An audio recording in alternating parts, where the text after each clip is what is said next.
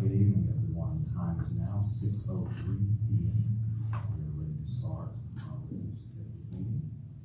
I call the August 17th, 2022 meeting of the Board of Education of Harrison School District 2 to order. I would like to thank you all for joining us this evening.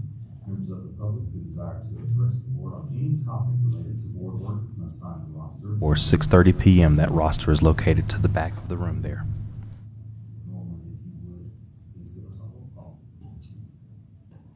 Ms. English? Here. Ms. Frazier? Here. Mrs. Salazar? Here. Mr. Williams? Here. Mrs. Wells Hill? Here. Candelora Dionisio? Here. Misha Rawlings? Here. We have a full house, Mr. President. Thank you, Norma. Item 2.2. Our D2 community is grieving this evening. Early yesterday morning, on Wednesday, August 16, 2023, one of our young scholars, Tyree Martinez, an 8th grader at Sierra High School, died in an off-campus incident. This tragic loss is felt by our Sierra and D2 community, as well as Tyree's family and friends.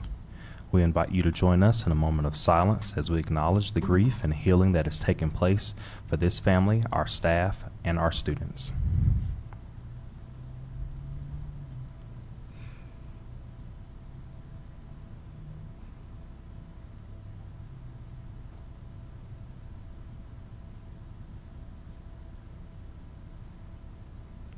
Thank you.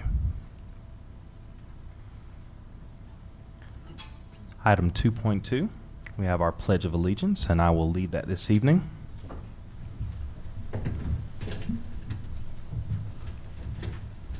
I pledge allegiance to the flag of the United States of America and to the republic for which it stands, one nation, under God, indivisible, with liberty and justice for all.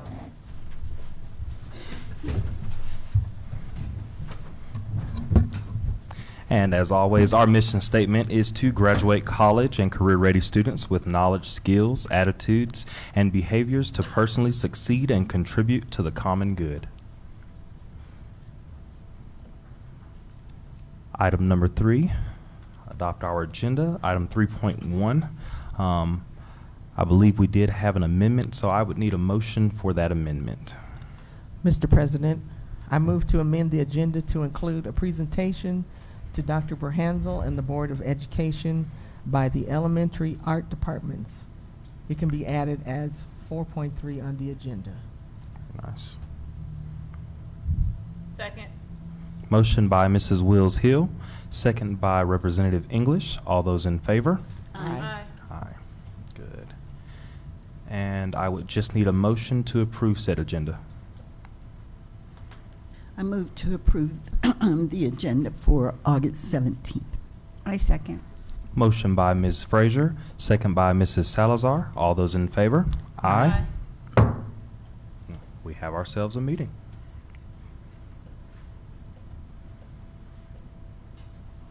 Right. Item number 4, department updates and district recognition. Here we go. Item 4.1. Special education program. We have with us Amy Lloyd, who is the director over this special ed department. And board, just a reminder, this is our presentation of departments. We have an amazing SPED department, so much so that we keep getting people trying to move into our district to access our SPED services, which is a great problem to have because we want to serve every student, but it does take a lot of staff to serve the students. And in the state, the average is 8 to 9% SPED. We are tipping 25% and growing. So we love all our students, and we have an amazing team to support them under Amy's leadership.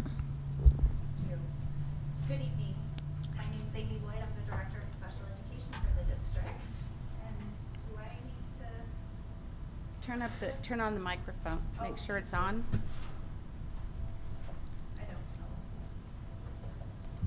That's on and then it's down to go forward. Okay, perfect. All right. And down? Okay. Should be the- Got it. down. Perfect. Right. All right, I've got it. Thank you. All right, so this is my administrative team. I have some of these folks sitting back here with me this evening. Christy Lorenzen is one of the assistant directors. Emily Jones is another assistant director, and Amanda Richardson is a coordinator. There are 7 of us total on the administrative team to support the district. Each of the coordinators supports a cluster of schools, so they are spread out across the district. Our department encompasses a number of professionals. We've grown tremendously over the past few years. We have an instructional coach, 14 school psychologists, 24 school social workers, 20 speech and language professionals, 10 occupational therapists and assistants, physical therapists, 5 board certified behavior analysts, 15 registered behavior technicians. We have teachers and paras to support our 18 to 21 program, teacher of the deaf and hard of hearing, an audiologist, and then we contract other services as are needed. In the pictures there, you can see our school psychologists and our social workers that attended some national conferences last year.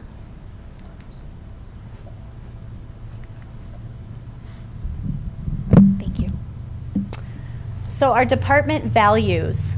Because we have such a large team, it is really, really important for us to develop that culture amongst our team so that we can work together to support students, and we have quite a large group of dedicated and passionate individuals to support our kids.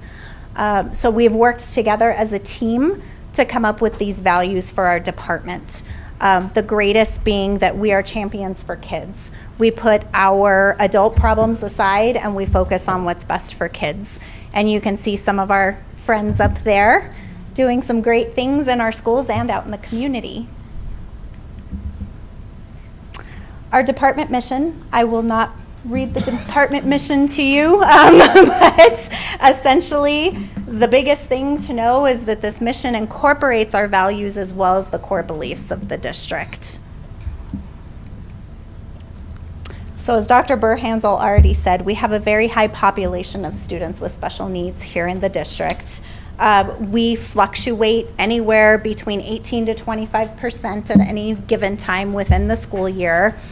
Our forward-facing, public-facing percentage usually looks low. It looks at that 13 to 15% range, and the reason for that is because it also includes our charter schools. So our 3 charter schools have populations of less than 3% special education, so that then kind of skews the view when within the district we have schools that have higher percentages than 25% special education. A lot of that has been because of the programming that we've developed. We have a very large continuum of services across the district.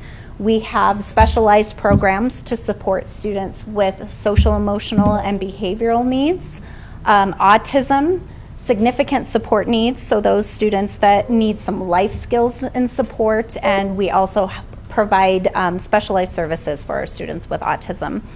We provide speech therapy, motor services, mental health supports, and applied behavior analysis.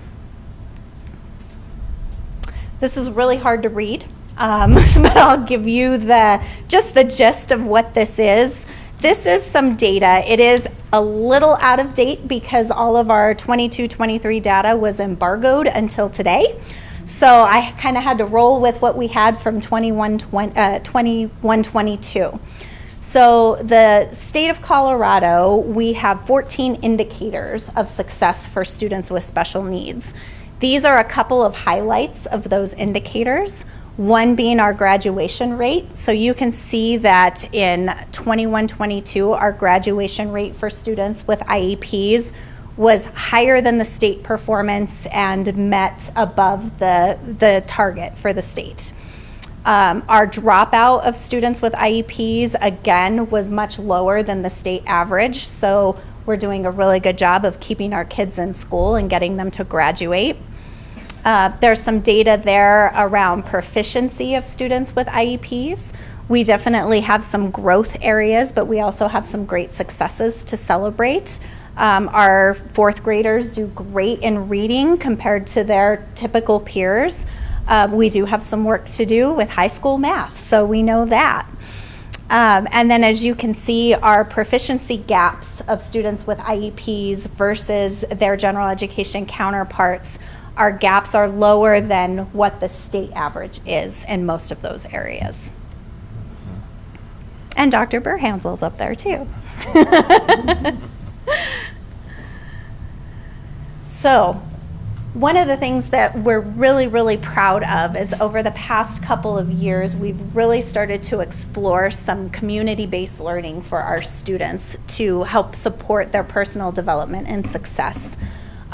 We have taken our students out into the community to get experiences that they may or may not have otherwise, and to expose the community to our students to promote that culture of acceptance and learning. It helps them to generalize their skills that they can master in a classroom, but they may not be able to master when they're out in the community. So our staff helps support them in doing those things and learning how to be a contributing member in society. That's one of my favorite pictures ever up there, my little friend with the chicken. So again, just contributing to the common good, teaching our students how to interact with others in the community, how to communicate in ways that work for them and that can build acceptance and understanding. Our staff goes out and models these things.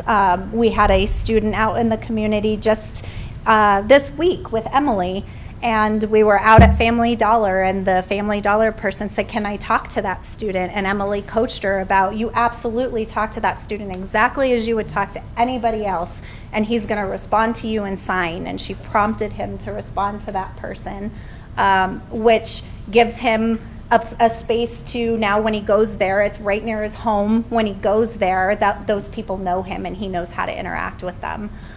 So we've seen some really great successes from that. Our area of focus for this coming school year, we are conducting a program evaluation of our effective needs programming. We've seen a lot of great successes in our effective needs program throughout the district, but we also know that's an area of growth for us. Our students encounter a lot of mental health needs these days, and we certainly want to be able to support them with that and help them learn how to access their education in their community and in stronger ways. We're also working on reducing any disproportionate discipline of Black males with IEPs. We also know that this is an area of growth for us, and we have collaboratively worked with other departments in the district. For example, our wraparound services department, we have supported in the development of student success centers, which help us reduce those exclusionary practices of discipline and keep our kids in school. We've worked within the community to help provide different opportunities. We've done mentorship. One of the things that we've done with some of our students is not only providing them with mentorship, but allowing them to be a mentor so that they know they have positive things to contribute. They've gone on some of these community outings with some of our other students who don't have the same capabilities they do, so that they can coach and model great things for our kids, and we've seen lots of engagement from them in those activities. Areas of strength, like I've said already, our continuum of services has provided our students with so much opportunity to be able to learn and grow within the district and within the community. It's reduced the amount of placements that we've had for our students outside of our district because we do our best to meet our students' needs. We don't have to ask other people to help us do that. Our department has also supported in increasing reimbursement through our school health services program, which is Medicaid. And that reimbursement has allowed us to add as many social workers as we have done. We've added health techs to every building. We're also adding additional supports to support the mental and physical health of our students. Any questions for me? Amy, can you add the unique ABA services that we provide that I don't know another district that does what we do. Right. So we provide what's called applied behavior analysis. And actually, Emily is the lead of that program. Emily is a board-certified behavior analyst. And that is a very specialized research-based intervention that is provided primarily to students with autism. And a number of years ago, we found out that we were competing with some clinics in the area that provide that service for our kids. We knew we could do better. So they were going into the community and receiving these services, but at the expense of not getting an education, not getting their speech services, their occupational therapy services. So we decided we were going to provide that service so that our families didn't have to choose. So we now have a team of board-certified behavior analysts and registered behavior technicians so that we can provide that service to our families, and our kids can still get their education from their teachers, and they can get their other therapies without having to have those competing efforts going on in their home. Yeah. Very nice. Thank you. Well, I'll tell you, I've heard about the SPED programs in 2 other of our neighboring districts, and when I tell them what's going on in our SPED department here in D2, they're just shocked. And so I like having that feeling of shock when I tell them, oh, no, we don't do that. We do much more. Yeah. So you guys are doing a phenomenal job. Thank you. Nothing but praises going your way. You guys Thank are you. doing amazing. Appreciate it. Ms. Lloyd, Yes. I notice under your department, you have 2 paras to support 18 to 21 programs. How is that working? So we, as a team, we're required to provide services to students on IEPs through age 21. So we have 3 special education teachers and 2 paraprofessionals that support the students' IEPs from the ages of 18 to 21. They do a lot of community-based services. They access college and career readiness. They access jobs, internships. Christy actually supports that program for our department. And the things that they do are just amazing. They're working out at Goodwill. They're working in different places throughout the community with the help of the paraprofessionals and the teachers. Thank you. You're welcome. I'm not sure, Amy, if you know, but we did hire one of our students who was with us in the transition program 18 to 21 into nutrition. So that student's working currently in one of our kitchens. Wonderful. Very nice. Yeah. Any other comments, questions? Thank you, Ms. Lloyd. Thank you. Thank you.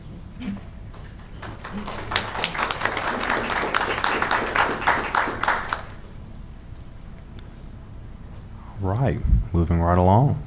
Item number 4.2, 2023-2024, Meritorious Budget Award and Certificate of Excellence in Financial Reporting. I would like to ask Ms. Becker and her staff to come forward. We want to recognize them for their outstanding leadership in our district. Am I allowed to come to the microphone? Of course. Congratulations on behalf of the Association of School Business Officials International. Harrison School District 2 has received ASBO's Certificate of Excellence in Financial Reporting for the fiscal year ended 2022. This award represents a significant achievement and reflects your commitment to transparency and high-quality financial reporting. And congratulations once more. The Association of School Business Officials International has announced that Harrison School District 2's budget has received the Meritorious Budget Award. This award reflects our district's commitment to sound fiscal management and budgetary policies. And I do have those awards for you here.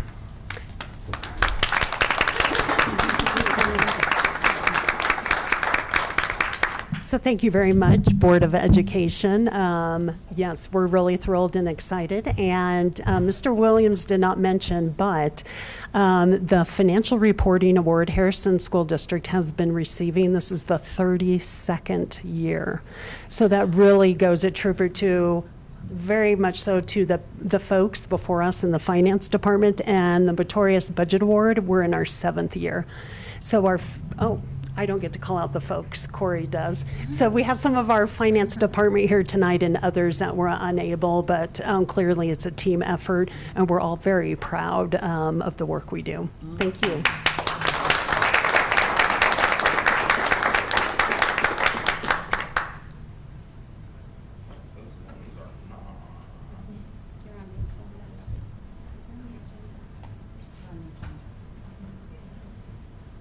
Ms. Fraser, Oh, call those names for me, please. sure, when I find it.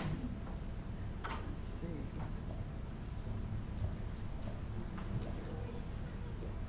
One moment. Very nice. Okay, They only say Harrison's quotation. right. If it's all right, I'll introduce them. Yeah. Okay. Mr. Scott Howard is the Director of I'm sorry, the Director. Thanks. Come on up, we've got stuff. Michelle Crossan, Accounting Manager. Lori Hawkins, Accounting Manager.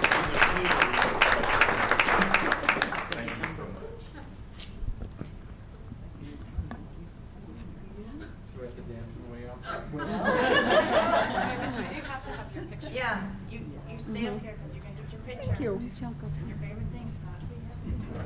And Shelley, this is your team, come on. Oh, no, they're great.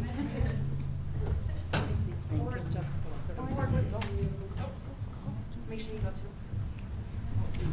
We're gonna bring them all?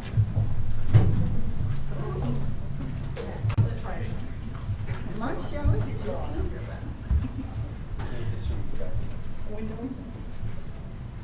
All right, you guys are gonna have to squeeze in.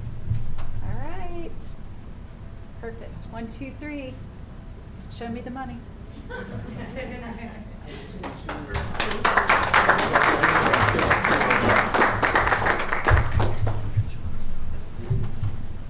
What's the right about showing? I did not see those names. Okay. I was looking hard. Okay.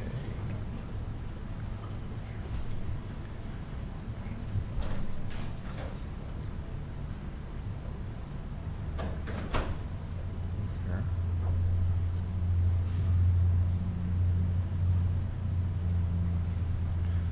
All right, and on to item 4.3, which we amended earlier.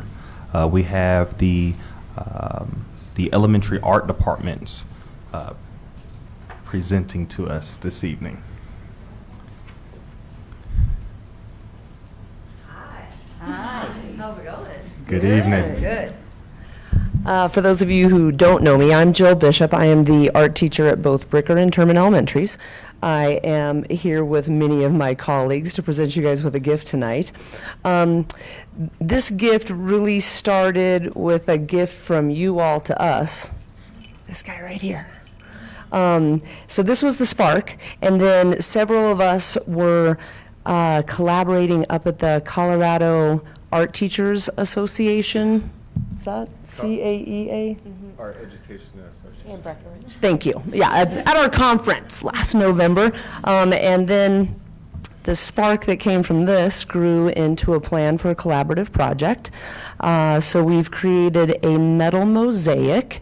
We started our work together during the time that we were given for our content PLCs, and then we, thank you, professional developments. I got my man Jason right behind me. Got my back literally, and yeah. So then we quickly realized we were going to need more time. So we've had a lot of fun meeting off campus and continuing with this project, and we learned an awful lot. We had a great fun day in June up at Kent Kern's art studio, learning how to pour resin and bringing out blow torches to get rid of air bubbles. Like, we had so much fun creating this. So thank you for sparking our creativity. And Jason, show us off. Well, that's amazing. That's beautiful.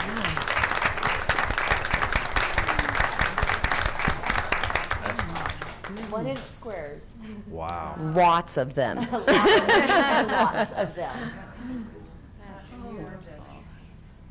We just want to say thank you so much for supporting the visual arts in our district. So this is a thank you. That's beautiful. Absolutely. That is absolutely beautiful. So yeah, this is a visual expression of our D2 pride and our appreciation in all of you. So thank you so much. You know, no other district has something like that. Right, no one's got in our That's district. right. Yes.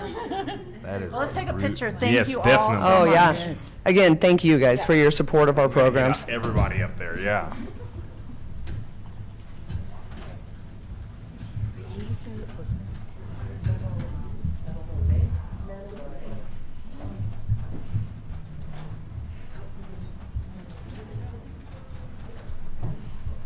Yeah, Marie's keeping me honest. I called it a metal mosaic. It's all cut up aluminum cans. A lot of aluminum cans. That's beautiful. And not that I don't want all of you.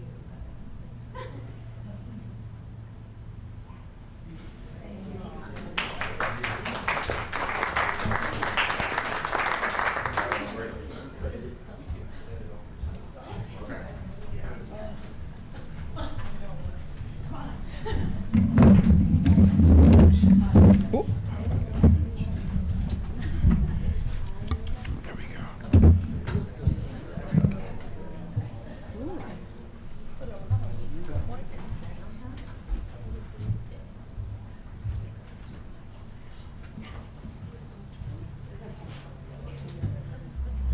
Right, man.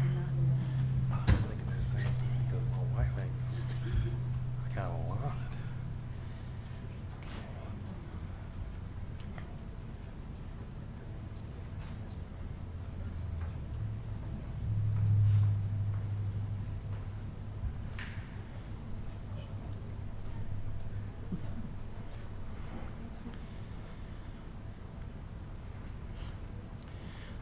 One other item that we're going to present this evening, we would like to wish a very happy birthday to our executive assistant, Norma Arambide. And we have gifts for you. They didn't make it like the mosaic, but.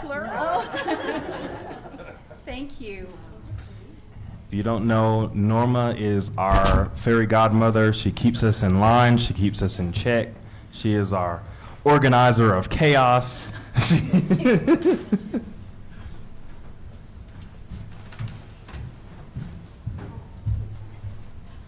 more picture. Yes. One more picture. Okay. Thank you all so much. One more picture. Photo shoot ready. Let's go.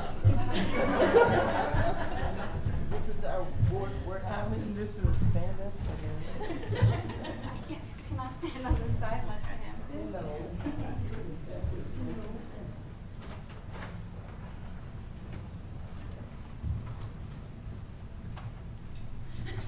more hiding.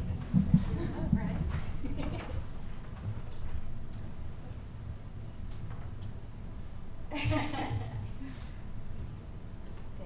you. Smile, Norma. Thank you all so much.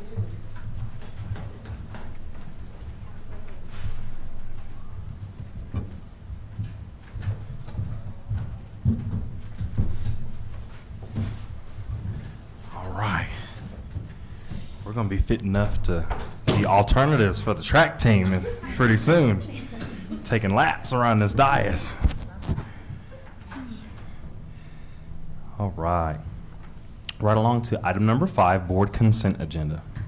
And for the public, all of these items have been discussed in previous meetings throughout the summer, and we assure you that we have done the work behind them. Item 5.1, approval of minutes, work session June 8th, 2023, and board meeting June 15th, 2023. Item 5.2, OE6 financial planning monitoring report by our very own Ms. Shelley Becker, Assistant Superintendent of Business Services and CFO. Item 5.3, OE8 asset protection monitoring report. Again, Ms. Shelley Becker, our Assistant Superintendent of Business Services and CFO. Item 5.4, OE5, Learning Environment Treatment of Students Indicator Report by our own Dr. Mike Claudio, Assistant Superintendent of Personnel Support Services. Item number 5, OE12, Student Discipline Indicator Report. Again, Dr. Mike Claudio, Assistant Superintendent of Personnel Support and Support Services. And for item 5.6, I would just need a motion. Mr. President, I move to approve the board consent agenda items as stated. Second. Motion by Mrs. Wills Hill, second by Ms. Frazier. All those in favor? Aye. Aye. Items so moved. Ms. Wills Hill did indicate to me that we did not have anyone sign up for public comment this evening. So we will move right along to item number 7, Superintendent Consent Agenda. And again, for the public, these items have been discussed at length at previous meetings. Item 7.1, July and August 2023 Personnel Reports and Comparison Reports. Item 7.2, June 2023 Financial Statements. And for item 7.3, I would just need a motion. Mr. President, I move to approve the superintendent consent agenda items as stated. I second.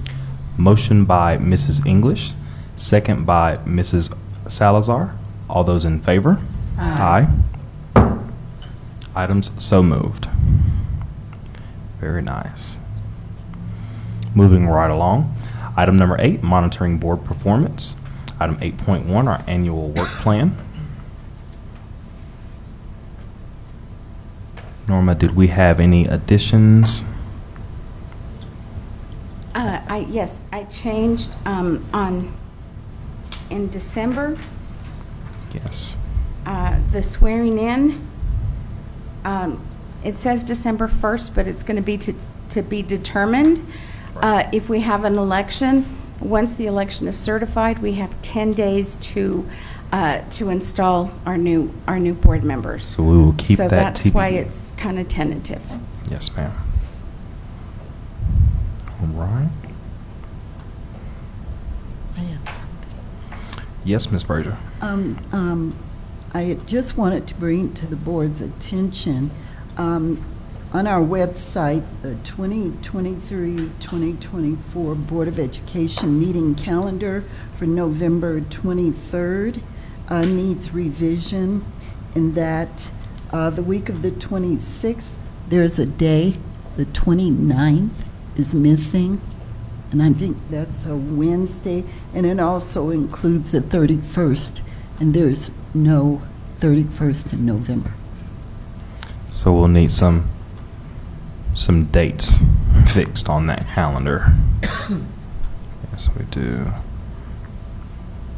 And that's the one that's printed off.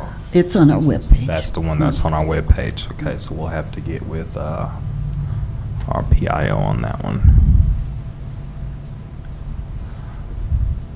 Okay, so some dates need changing. Any other additions? No? Very nice. Moving right along, 8.2, legislative updates. Dr. Berhansel. Our local group is working with lobbyists again, looking at SPED funding. We want to make sure that, especially you just heard our special education report, for us it's huge that SPED funding is corrected. And then you were aware and are aware that the lawsuit dropped today, of which District 2 is a plaintiff against the state, the governor, CDE, and the new early childhood department to make right by the promises they made to the parents and students. Right now, we only have about 50% of our students that we would usually have in preschool, so that means they're not getting educated. They're not getting preschool right now, which is, to me, a crisis when we have the most at-risk students not getting the services they need, and that's why we're part of this lawsuit. We have to speak up on behalf of our kids, and so our best hope is that they come to the table, they listen to what we've been saying for 3 years about how to make this right, and we move forward. But at the end of the day, in D2, we will service kids. It will just be on whose back are we funding it, and it shouldn't have to come from our general fund. So we're taking care of our kids here, but we're missing a lot, and we have to go door to door and find them. But in the meantime, we're advocating for all kids in the state of Colorado. Very nice, and we appreciate you in that effort as well. I have a question. Yes, ma'am. So, Dr. Berhansel, since we are providing pre-K, is it fair to say that Head Start is no longer providing preschool services in our district? No, we use CPCD, which is Head Start also, to provide our preschool. So they're our service provider. Any other questions? For our listening audience, could you kind of back up a little bit and inform them of how we got here? To this point, yes.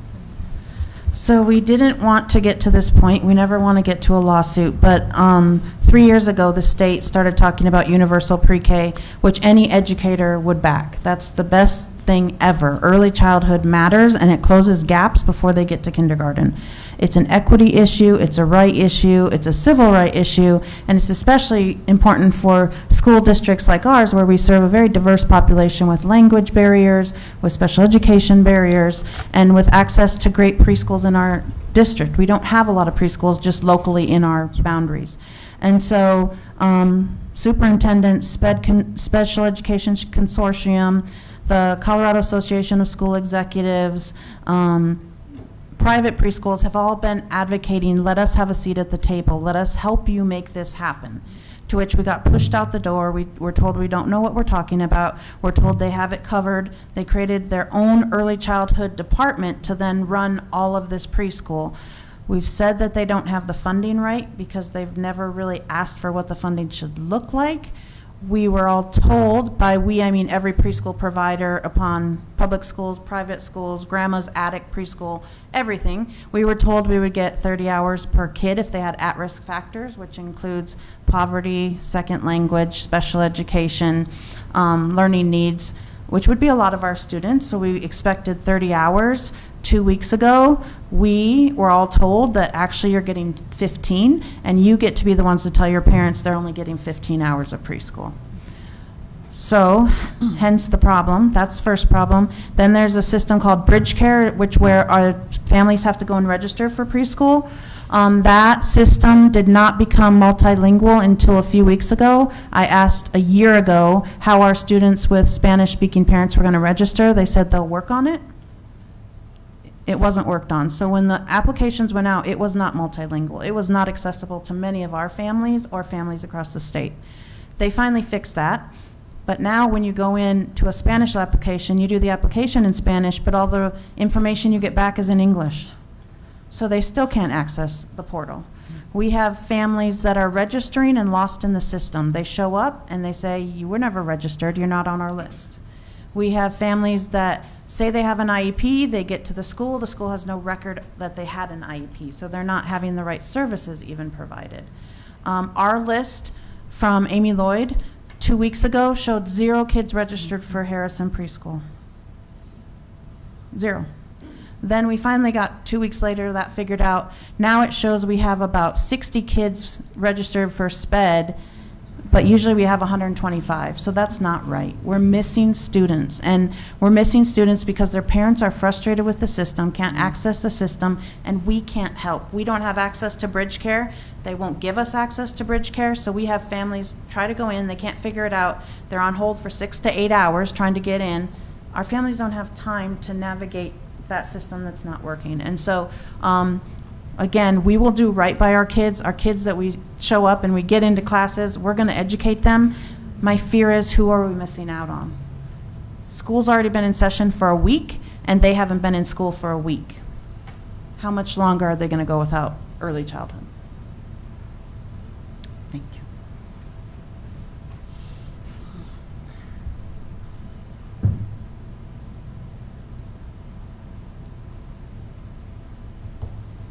Thank you, Dr. Berhansel.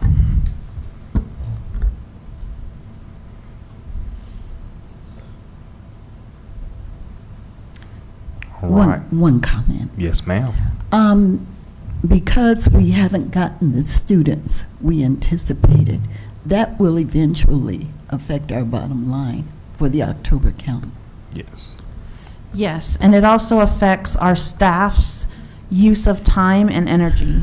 So right now, we're combing the neighborhoods basically looking for these children, these families, to only then get them to bridge care where we can't really help them, but we can be a moral support and a cheerleader to try to get them to complete the application. But in their defense, a lot of them are not going to, because they can't figure it out. It's not helpful. They're getting matched with a district they didn't even apply for, and it's tough to navigate, and we can't help them with that part. And so it will affect our bottom line for October count. It'll also, if the state does not make right by giving us the 30 hours, we're giving 30 hours of preschool. That money has to come from our general fund, because we're not going to uneducate our kids. There's other districts who got the letter 2 weeks ago, and they called the families and said, you're only getting 10 or 15 hours. Sorry, you don't get the 30 hours. We're not doing that to our families. We're going to foot the bill until the state makes right by what they've promised families. I have a comment.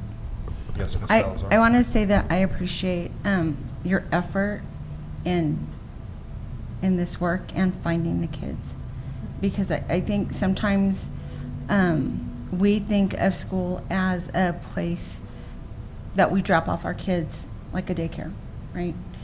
And so understanding that early childhood literacy is important, not only so that they can learn how to read books, but also sets them up for success, and also helps to deter them from bigger problems like the criminal justice system.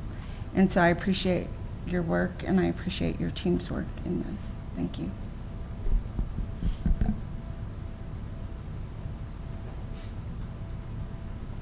Any other questions, comments? All right. We'll move right along to item number 9, to adjourn. And for item 9.1.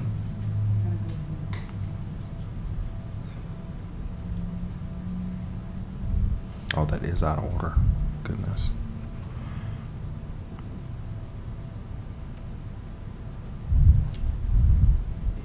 Well,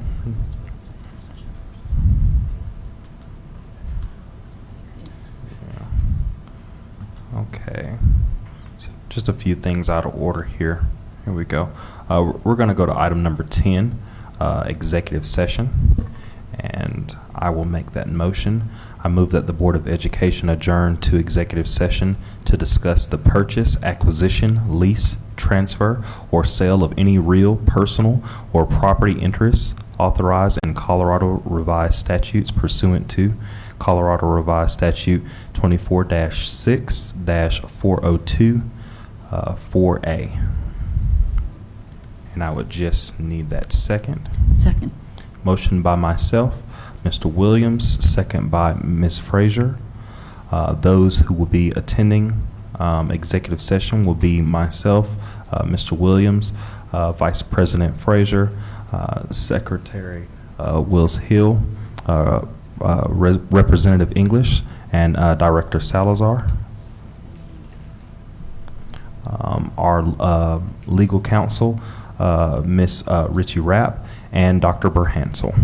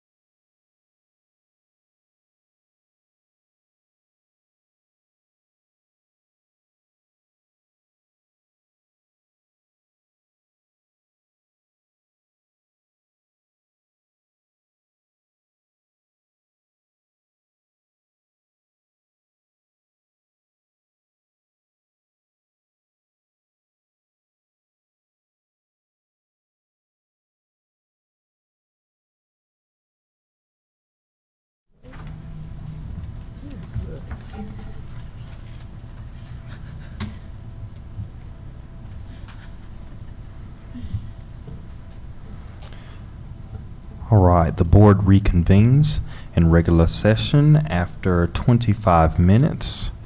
The board members returning are myself, Mr. Williams, Vice President Frazier, Secretary Wills Hill, Representative English, and Director Salazar. We will go up to item number 9 to adjourn, and I would just need a motion. I move to adjourn.